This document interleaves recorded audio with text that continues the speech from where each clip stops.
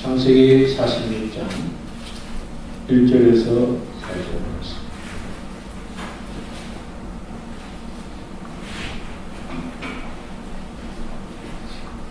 창세기 46장 1절에서 4절. 이하 성경 73페이지. 이스라엘이 모든 소유를 이끌고 떠나 부엘세바에 이르러 그의 아버지 이삭의 하나님께 희생제사를 드리니 그 밤에 하나님 이상 중에 이스라엘에게 나타나 이르시되 야곱아 야곱아 하시는지라. 야곱이 이르되 내가 여기 있나이다 하매 하나님이 이르시되 나는 하나님이라 너 아버지의 하나님이 애굽 땅으로 내려가기를 두려워하지 말라. 내가 거기서 너로 큰 민족을 이루게 하리라.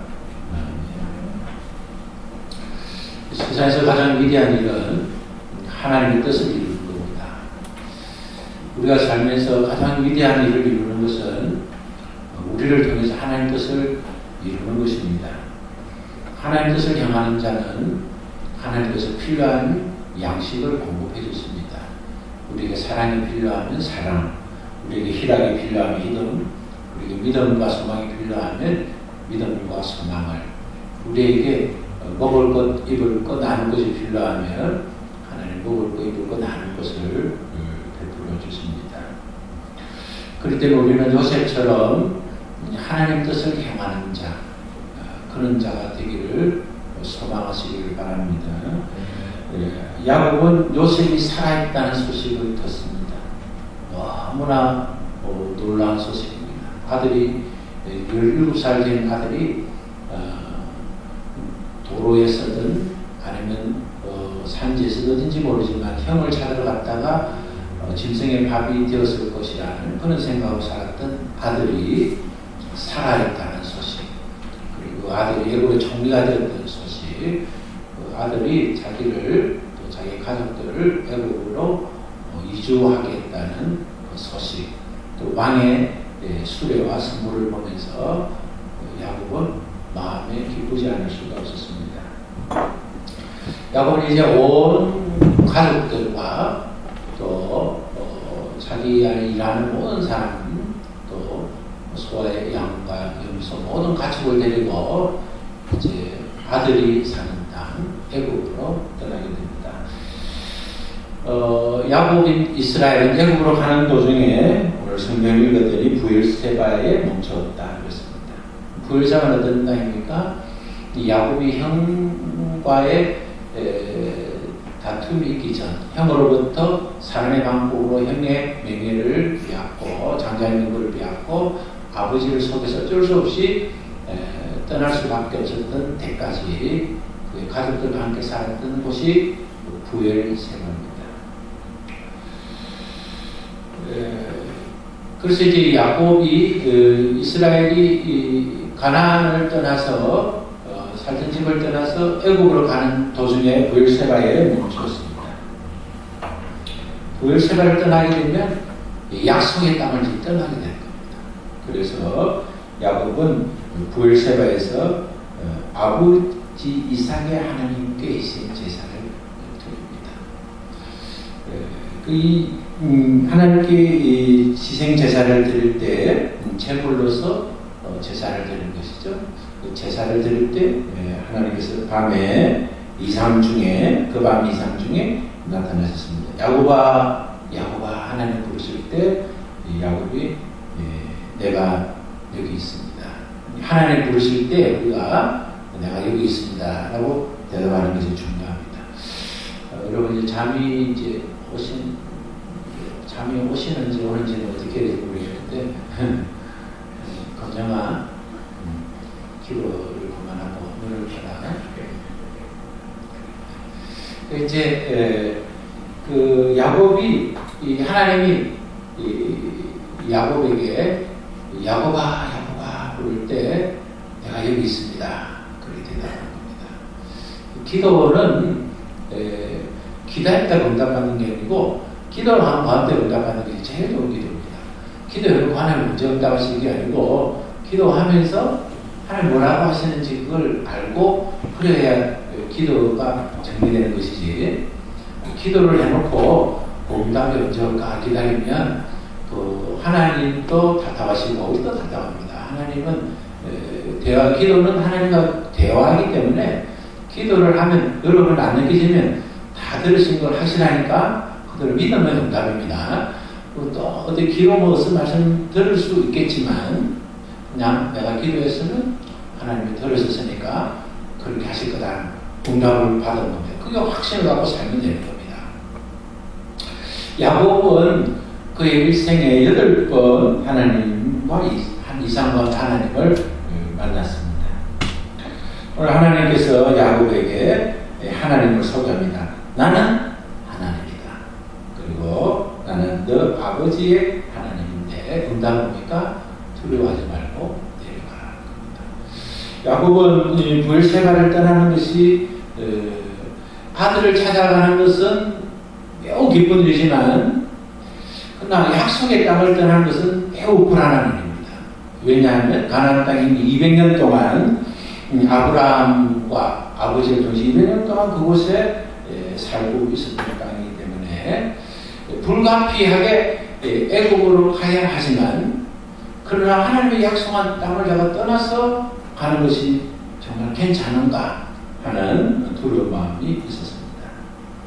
그래서 이제 가나안 땅을 떠나기 전에 부엘세바에 멈춰서 제사를 드리면서 약속의 땅을 떠나는 것이 하나님의 뜻인지 아니면 힘들고 어려워도 자식을 보고 싶어 하지만 여기서 사는 것이 하나님의 뜻인지를 한 번 더 확인해보고 싶은 겁니다. 우리가 이런 것이 참 필요합니다. 우리가 이것이 하나님의 뜻인지 저것이 하나님의 뜻인지 모를 때는 하나님의 뜻을 분별을 하도록 우리가 마음과 생각을 갖는 것이 중요합니다. 하나님께서는 야곱에게 가나안 땅을 떠나서는 돌아오게 해주시겠다는 약속과 야곱이 평안히 눈을 감을 수 있을 것이라는 함께 해주시겠다는 약속을 해줍니다. 걱정하지 마라. 돌아오게 된다. 그리고 너의 마지막까지 하나님이 마지막 수명을 다할 때까지 하나님이 지켜주신다는 이 약속을 합니다. 야곱은 이제 기도하는 자리에 즉시 일어나서 아이들과 여자들을 수레에 태우고 또 가축과 모든 소유를 갖고 이제 애국으로 떠나게 됩니다. 야곱은 이제 자기가 가정의 가장으로서 온 가족이 하나님 뜻에 살고 안 살고는 가장인 자기에게 가장 중요한 것을 알았습니다. 그러니까 외부로 볼 때는 애국에서 자기를 초청했지만 그는 가고 안 가고는 야곱이 결정하는 것이었습니다. 우리는 이런 삶이거든요. 누구로부터 어떤 일을 하게 되었지만 결정은 자기로부터 시작되어야 됩니다. 그것은 다 동기가 되어야 되고 내가 이것을 할 것인가 하지 말 것인가 이것이 하나님의 뜻인가 뜻이 아닌가는 자기로부터 하나님과의 관계에서부터 시작이 되어야 됩니다. 26절을 한번 읽겠습니다. 26절. 예, 여러분 잠을 끄시겠어요? 성경을 한번 읽어봅니다. 25절, 26절. 시작. 이들은 라반이 그의 딸 라헬에서 준 비라가 야곱에게 낳은 자손들이니 모두 증명이라. 야곱과 함께 애굽에 들어가는 자는 야곱의 며느리들 외에 66명이니 다 야곱의 몸에서 태어난 자이며 17절. 애굽에서 요셉이 낳은 아들은 2명이니 야곱의 집사람은 애굽에 이르는 자가 모두 70명이었더라. 66명이 된 것은 또 27, 70명 된 것은 요셉의 두 아들 포함되지 않은 것들이 이제 숫자에 관련되어 있다. 그리고 사도행전을 보면 7장 4절을 보면 그 스데반이 그 75명이다 이랬잖아요. 그 75명 며느리를 포함한 숫자입니다. 그게 이제 66명 있을 때 70명일 때 또 75명 있을 때 그 포함된 것이죠. 그 70명인 거는 요셉의 난 두 아들을 포함했습니다. 또 75명인 것은 자부들을 포함하면 75명.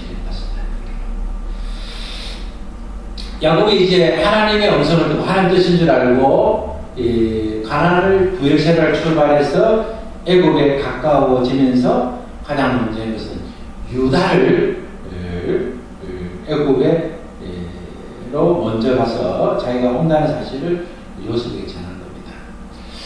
유다는 참 유다의 모든 유다 민족이 다 유다 족속들도 전쟁이 나면 제일 앞장서고 어떤 일이든 제일 앞장서서 자진해서 앞장서기도 하고 또 제일 먼저 제일 칭찬받는 사람 뭡니까? 쉽게 대할 수 있는 사람. 만만하게 대하는 말고 저 일은 저 아들에게 맡기면 되겠다. 저 일은 저 직원에게 맡기면 되겠다. 마음에 확정을 두고 맡길 수 있는 사람. 좋은 것이죠. 하나님 우리 일을 맡길 때 저 맡기면 하겠나 하고 하나님의 염려가 되는 것이 아니라 맡기고 싶은 사람. 유다가 그랬죠. 유다는 여러분 낮에도 봤지만 가진 형제들 간에 문제가 있을 때 유다가 총리 앞에 우리 형제들은 아버지와 이런 관계입니다. 이 아들이 베냐민을 데리고 가지 않으면 제가 죽어야 됩니다. 얘를 데리고 가면 우리 아버지를 죽이는 겁니다. 하고 유다가 앞장섰듯이 아버지 유다에게 먼저 가서 우리가 고센 땅에 도착한 사실을 알리게 됩니다. 요셉이 이제 그의 아버지 가족들이 고센에 도착한 것을 알고 수레를 타고 아버지를 만나러 갑니다. 또 아버지를 이제 23년 만에 아버지를 만나면서 아버지는 아들을 목을 안고 아들은 아버지를 목을 안으면서 한참 울게 됩니다. 아버지는 나는 지금 죽어도 족하다. 나는 지금 죽어도 양이 없다. 정말 그 마음에 품었던 가슴에 묻어둔 아들을 이제 다시 보게 되면서 아버지는 아들에게 나는 지금 죽어도 가오도다. 그때 심정을 토로를 합니다. 이제 그 가족들을 만난 다음에 요셉이 가족들에게 리허설 시킵니다. 이제 곧 바로 왕을 만나게 될 텐데 바로 왕을 만나면 어떤 말을 할 것인지를 미리 말해줍니다. 총리답죠. 야, 저는 보면 요셉은 진짜 요셉 같다. 그냥 만나기 전에 왕을 만날 때 아버지와 형제들 만날 때 어떻게 말을 해야 되는지 무슨 말을 해야 되는지를 정돈을 시켜주는 겁니다. 이제 그 요셉이 말하고자 했던 것은 사실 그들한테 좀 잘 정리한 것이죠. 바로 왕이 그러면 우리 가족은 목축을 가축을 기르는 일을 직업으로 삼는다. 목축업이 우리 직업이라는 것을 꼭 말해야 된다. 그리고 우리 가족이 양과 소와 모든 소유를 다 데리고 왔다는 이야기를 해요. 그리고 우리가 지금 고센 땅에 있다는 사실을 말해요. 그런 이유는 뭡니까? 식구들이 다 왔기 때문에 우리는 금방 떠날 수 없고 또 우리의 직업은 목축을 하기 때문에 고센 땅이 꼭 필요하다. 이것을 그 이야기 속에서도 하기 위해서 이것을 낸 겁니다. 이제 실제로 이제 가족들이 이제 바로 앞에 섭니다.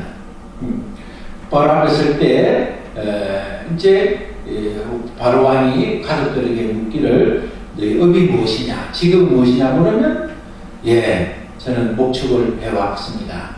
그리고 고센 땅에 있기를 원합니다. 이런 말을 해라는 겁니다. 그런 말을 하면 왜 고센 땅이 필요하느냐? 고센 땅은 농사 짓기에 또 가축을 키우기에 아주 비옥한 땅이기 때문에 거기에 있으면 우리 야곱의 민족이 가족들이 번성하기 좋은 땅입니다. 두 번째는 고센 땅을 목축을 하는 땅으로 삼으면 애국 사람들은 그 목축을 하는 직업을 좋아하지 않습니다. 천하게 생각합니다. 그러니까 자연스럽게 그 고센 땅은 출입을 하지 않기 때문에 이스라엘 백성들이 그 애굽의 문화에 우상의 문화라는 게 있는데 물들지 않고 자기 민족의 고유의 삶을 살 수 있는 땅입니다. 또 세 번째는 고센 땅은 애굽에서는 가장 가나안과 가까운 땅입니다. 그런데 언젠가 돌아갈 것을 늘 바라보는 땅. 이북에 뭐 철조망이 쳐져서 갈 수는 없지만 그 가장 가까운 삶에서 이북을 보면서 가고 싶은 그날을 통일의 그날을 바라보는 것처럼 고센 땅은 그런 점에서 좋은 땅입니다. 요셉은 그런 것을 자세히 가족들에게 설명하고 이제 요셉은 바로에게 가서 가족이 도착했다는 사실을 알립니다. 요셉은 자기 가족에게 해야 할 일과 또 바로에게 해야 할 일을 잘 분별해서 자기가 주어진 일에 그렇게 철저하게 잘한 겁니다. 바로에게 도착했다는 사실을 알렸고 요셉이 또 직접 보고를 합니다. 가축과 모든 소유를 이끌고 고센 땅에 머물게 했습니다. 미리 자기가 먼저 보고를 하는 거예요. 왕이 이제 알고 있을 거 아닙니까? 그러게 이제 하고 있을 때 형제 5사람을, 형제들이 많지만 형제 5을 왕에게 데리고 갑니다. 왕은 예상했던 대로 무슨 일을 직업에 대해서 물었고, 형제들은 존경과 겸손한 태도로 왕이 물으되 우리는 수세기 동안 가축을 쳤다고 말을 합니다. 그리고서 그 이야기를 하니까 바로가 이미 요셉을 통해서 이야기를 들었고 또 그의 형제들을 통해서 이야기를 들으면서 두 가지를 지시합니다. 하나는 너희들은 고센 땅에서 살아라. 그리고 두 번째는 고센 땅에 살면서 내 소유의 진성을 너희들이 좀 키워라. 그런 지시를 받습니다. 실제로는 야곱의 가족들이 요셉의 형제들이 원하는 것을 그냥 주세요 하지 않고 위사람이 줄 수 있도록 이런 조건을 갖춘 겁니다. 바로 요셉이 총리가 될 때도 꿈 해석만 해준 게 아니고 해결책을 이렇게 대비하면 해결이 됩니다라고 방법까지 바로 제안해 주기 때문에 꿈도 해석하는 사람이 없는 겁니다. 이 사람은 요셉은 해석도 하고 대체 방안도 제안해 주기 때문에 너처럼 현명한 사람은 찾을 수 없다. 그런 총리가 된 거잖아요. 우리가 어떤 문제를 체험할 수 있습니다. 이거 뭐 문제가 있다, 불평할 수 있지만 더 중요한 건 그렇기 때문에 이렇게 됩니다. 라고 답안을 제출하는 사람이 훨씬 크게 쓰임받는 사실이죠. 바로로부터 그런 이제 이렇게 보고를 받고 땅을 받은 야곱의 가족들은 고센 땅에 머물게 됩니다. 이제 바로를 만날 때 성경에 이제 사실은 본문에 보면 야곱은 즉시 바로에게 축복을 하지 않습니까? 우리가 지금 야곱은 힘들고 어려운 상황에 애굽의 신세를 지르고 왔습니다.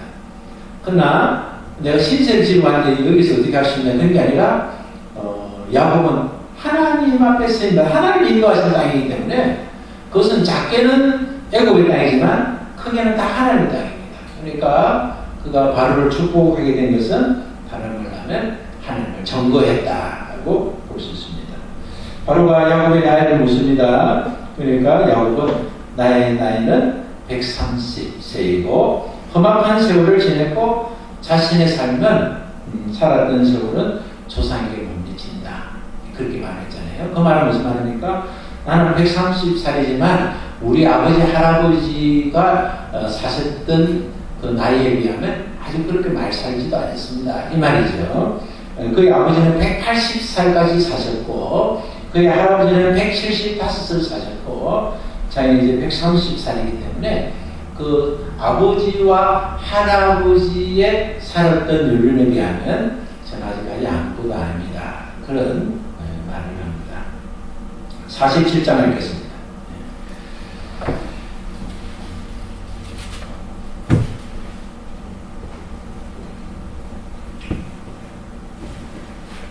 1절에서 3절까지 읽겠습니다. 요셉이 바로에게 가서 그에게 이르되 내 아버지와 내 형들과 그들의 양과 소와 모든 소리가 가나안 땅에서 와서 고센에 있나이다 하고 그 형제 중 5명을 택하여 바로에게 보이니 바로가 요셉의 형들에게 묻되 너희 생업이 무엇이냐 그들이 바로에게 대답하되 정도는 목자리인데 우리와 손주가 다 그러하나이다 하고 여기 소개절까지는 그런 세월을 지나다가 결국 야곱은 애국에서 17년을 살다가 147세에 죽게 됩니다. 아버지 엄마가 키웠던 나이만큼 특히 야곱이 요셉을 키웠던 만큼 그만큼 효도를 받습니다. 10년 대로 됩니다. 자식을 그만큼 위해서 살면 그 자식은 그만큼 부모에서 살게 되는 겁니다. 야곱은 죽음이 가까웠다는 사실을 감지하게 되자 요셉을 부릅니다. 아버지의 부름을 받고 요셉이 달려왔을 때 야곱은 그의 사랑하는 요셉에게 특별한 요청을 합니다. 장사에 대해서, 죽음 이유에 대해서 이야기를 하다가 아버지가 죽으면 아버지를 조상의 딸, 할아버지가 있고 아버지가 그 할아버지가 그 정조 할아버지 있었던 그 막벨라 굴의 딸을 장사시키겠다는 것을 요구를 합니다. 요셉은 아버지의 요구를 들어주겠다고 약속을 했고 실제로 아버지가 돌아가신 후에 막벨라 굴의 아버지를 장사를 합니다. 야곱이 이제 임종이 가까워지면서 요셉은 두 아들과 함께 급히 아버지를 찾아갑니다. 요셉이 도착했을 때 아버지는 이제 힘을 잃고 죽음의 목전 가까이 있었는데 아들이 온 것을 보고 아버지는 자리에 일어나서 아들과 깊은 대화를 합니다. 깊은 대화는 자신이 하나님과 만났던 이야기를 그 사랑 아들에게 해줍니다. 야곱이 한 이야기는 내가 베델에서 하나님을 만났다. 그때 그 베델에게 가기까지 어떤 일이 참 있었던 이야기와 함께 베델에서 하나님을 만났고 내게 복을 주셨고 하나님은 약속의 씨앗에 대한 위대한 약속을 해주셨고 그래서 생육하고 48장 봅니다. 48장 내가 너로 생육하고 번사하여 내게서 많은 백성이 나게 하고 내가 이 땅을 너 구성해주고 영원한 소리가 되게 하셨다는 그는 내가 만난 하나님에 대해서 소개합니다. 우리 인생을 살면서 어느 날 인정을 하게 될 때 또 정말 우리가 자식과 깊은 이야기를 할 때 내가 만난 하나님 정말 힘들고 어려운 시절에 가난하고 배고픈 시절에 내가 잘 되고 잘 됐던 그 어느 날이든 어떤 일들이든 간에 하나님이 나와 함께 하셨던 것을 우리가 말할 수 있는 사람이 되는 야곱은 약속의 땅에 대한 하나님의 위대한 약속을 이야기하고 있습니다. 자, 야곱은 지금 약속의 땅을 가나안을 떠나서 애굽에 살고 있습니다. 이제 지금 애굽에서 살다가 죽음의 목전에서 그는 살고 있는 땅을 이야기하는 것이 아니라 살게 될 땅에 대해서 지금 말을 하고 있는 겁니다. 그 살게 될 땅은 그냥 살게 된 것이 아니라 하나님의 약속에서 반드시 살게 될 땅을 말하고 있는 겁니다. 그러고 나서 요셉이 두 아들을 자신의 아들로 받아들입니다. 야곱은 대단한 야곱은 손자 두 명을 손자로 받아들이지 않고 자기의 아들로 받아들입니다. 이제 요셉의 두 아들은 루벤과 시몬처럼 똑같은 자기의 11 아들과 똑같이 요셉의 위상으로 손자를 아들로 받아들이게 되는데 그래서 이스라엘의 12지파의 족장이 되는 것이죠. 야곱은 요셉의 장래에 있게 할 에브라임과 므낫세를 지분을 지금 그 할아버지가 땅을 가지고 있는 게 아니에요.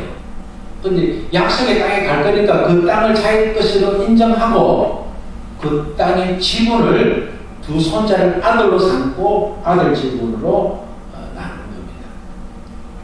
이게 믿음이에요. 이게 약속을 보는 능력이에요. 주시면 아니고 주실 것을 보고 쓸 것을 생각해요. 성도는 믿음의 사람은 받을 것 생각하지 말고 쓸 것 생각하세요. 지출을 생각하면 수익을 들어오게 되는 겁니다. 야곱은 두 아들이 받게 될 땅에 대한 것을 언급해 주면서 요셉이 지파의 족장이 되는 것이 아니라 요셉의 두 아들이 지파의 족장이 되는 겁니다. 이는 복을 장자의 복이라고 하죠. 요셉이 장자의 복을 받은 것은 그 두 배의 복을 받는 것이 바로 장자의 복을 받습니다. 그 장자는 누굽니까? 루벤입니다. 그 루벤이 장자의 복을 받았는데 루벤이 장자의 복지 못하고 11번째 아들 그 요셉이 장자의 복을 받는데 그 이유는 성경은 역대상 5장 1절에 보면 그 루벤이 그의 아버지 침상을 아버지 여인을 더럽혔기 때문에 아버지 침상을 더럽혔던 것이 이유이고 또 하나는 실질적인 애굽에서 가장의 역할은 요셉이 하기 때문에 또 이제 그 근원적인 것은 하나님 선지지만 가장 사랑했던 여인으로 자기 본사를 세웠던 여인의 첫 번째 아들이기 때문에 그렇게 했다고 생각할 수 있습니다. 중요한 것은 그 아들에게 손자를 아들 삼고 주는 땅은 아직 소유하지 못하고 실제는 가나안에 있으면서 애굽에 있으면서 마치 가나안에서 하나님께서 땅을 자기에게 다 준 것을 분배하는 그런 믿음을 가졌던 겁니다. 47절 보겠습니다. 48장 47절. 49장 47절. 47절은 17절. 48장 17절. 한 절 읽읍시다. 요셉이 그 아버지의 어느 손을 에브라임 무리 형들 것을 보고 기뻐하지 않아요. 아버지 손을 에브라임 무리에서 모라스에서 무리로 옮기고자 하여. 이제 두 아들을 임종에 가까우면서 이야기를 하고 그 손자들에게 축복을 합니다. 축복을 하기 전에 그 아버지가 죽기 전에 자기 아들에게 그 어머니 이야기를 합니다. 얼마나 자기가 사랑했던 여인인가를 소개하고 요셉이 이제 곁에 이제 두 손자가 있었는데 어떤 애가 어떤 애 자기 아버지 이삭이 자기 형과 자기를 분별하지 못한 것처럼 야곱도 누군지를 몰랐습니다. 그래서 요셉이 아들을 확인시켜 줬습니다. 이 누구냐 보니까 요셉이 설명해 줍니다. 손자라고 무릎 가까이 오게 하고 축복 기도를 해주려 할 때 요셉이 할아버지한테 엎드려 절하고 축복을 받게 합니다. 근데 아버지의 편을 위해서 오른손이 이제 축복의 손이니까 오른손에 므낫세, 왼손에 에브라임 이렇게 아버지가 축복을 쉽게 할 수 있도록 그렇게 앉혀줬는데 아버지가 손을 꺾여서 이렇게 축복을 한 겁니다. 장자의 축복을 둘째에게. 그래서 아까 좀 읽었다시피 아버지가 왜 이러신지 아들과 왜 구분하지 못할 때 아버지는 그것을 알고 있다. 내가 차자에게 축복하려는 것을 뜻을 밝힙니다. 야곱의 시대에는 장자에게 가족과 유업의 축복을 주었습니다. 다시 말하면 장자는 두 몫을 상속을 받은 것이죠. 성경에 보면 장자가 아님에도 불구하고 목적에 따라 선택된 장자들이 있습니다. 소개를 해준다면 가인이 장자였지만 셋이 택함을 받았고 야벳이 아니라 셈이 택함을 받았고 하람이 아니라 아브라함이 택함을 받았고 또 이스마엘이 아니라 이삭이 택함을 받았고 에스가 아니라 야곱이 택함을 받았고 므낫세가 아니라 에브라임이 택함을 받았고 아론이 아니라 모세가 택함을 받았고 형들 중에 기도이 택함을 받았고 형들 중에 다윗이 택함을 받았습니다. 다윗도 이제 우리 형들이 쭉 말진 대로 택함을 받았습니다. 이러한 사실은 우리가 주권과 은혜로서 이해할 수 있습니다. 하나님의 주권은 하나님이 결정하시는 권세라고 있습니다. 하나님이 결정하시면 되는 것이 첫 번째 하나님의 주권이고 두 번째는 하나님은 원칙에서는 할 수 없지만 하나님 은혜로서 할 수 있게 하시는 것이 하나님의 은혜이죠. 오늘 우리는 하나님의 주권과 하나님의 은혜 안에 살고 있습니다. 하나님의 주권을 우리를 보내주셨어요. 또 우리는 하나님의 은혜로 하나님 축복의 삶을 살고 있는 겁니다. 오늘 말씀을 통해서 여러분 야곱 같은 믿음을 가지세요. 야곱 같은. 이미 가진 자로 하나님은 그렇게 약속하셨기 때문에 받은 자로서 그의 자녀를 나눠줄 상속권을 가지고 그렇게 하셨다. 마지막 순간까지 저는 뭐 성경 읽을 때마다 그 야곱이 그 팔을 어긋나게 해서 축복할 때 그때 자기가 지나간 인생에 내가 그렇게 안 해도 하나님께서 내가 축복하실 건데 괜히 그 속이고 또 속이고 기회를 주고 그렇게 살았던 것이 참 어리석은 삶이었구나 하는 것을 절감했을 것이라는 마음이 생깁니다. 인생을 마치면서 말씀을 준비하면서 이 살아있던 한 아버지의 죽음 앞에 그 손자들이 축복을 받고 그 임종을 앞두고 요셉에게 내가 너희 어머니를 가장 사랑했던 여인이었다 하는 그 자기 아들에게 그런 사랑했던 아내에 대한 이야기를 하고 또 내가 만난 하나님에 대해서 이야기하는 그 아름다움이 저와 여러분의 인생의 마지막에 정언하고 정언한 대로 사실 누리를 그런 삶을 살면 좋겠다는 생각을 가졌습니다. 어떤 여러분 삶의 야곱의 이야기, 요셉 이야기가 여러분 인생이 걸어가는 참된 이야기로서는 밑거름이 되시기를 바랍니다. 기도하겠습니다. 하나님 감사합니다. 오늘 주님의 말씀을 통해서 우리가 야곱의 이야기 속에 요셉의 이야기를 듣고 또 요셉을 통해서 하나님이 약속하신 일들을 이루어가는 우리 야곱의 이야기를 다시 한번 확인하게 되었습니다. 하나님 아버지, 우리 인생길을 하나님 주관해 주시고 야곱 같은 믿음을 주시되 야곱이 젊은 시대로 있을 것 같은 믿음이 아니라 그의 노후에 가졌던 그 믿음을 우리에게 주시고 요셉이 가졌던 꿈과 믿음을 우리에게 주셔서 우리가 요셉 닮아고 야곱의 아름다운 모습을 닮아가서 우리를 통해서 민족을 이루는 그런 큰 꿈을 우리가 실현하도록 복을 주시고 들어가다가 주의 사는 은혜를 전부하고 정인하는 해 우리의 마음과 생각이 다 삶되도록 주께서 복의 복을 다하여 주시옵소서. 세상과 살면서 세상과 작아지 아니하고 하나님과 동행하게 하시고 주의 사랑 은혜 가운데 늘 하나님 말씀과 하나님의 은혜와 하나님의 축복과 하나님의 축복을 우리 가슴에 담고 믿음으로 전진해서 믿음으로 도착하는 우리 새로운 가족들이 다 되게 하여 주옵소서. 예수님 이름으로 기도합니다. 하늘에 계신 우리 아버지 이름을 거룩하게 하시며 아버지의 나라가 오게 하시며 아버지 뜻이 하늘에서 같이 땅에서도 이루어지게 하소서. 오늘 우리에게 양식을 주시고 우리가 우리에게 잘못한 사람을 용서하여 준 것 같이 우리 죄를 용서하여 주시고 우리를 시험에 빠지지 않게 하시고 악에서 구하소서.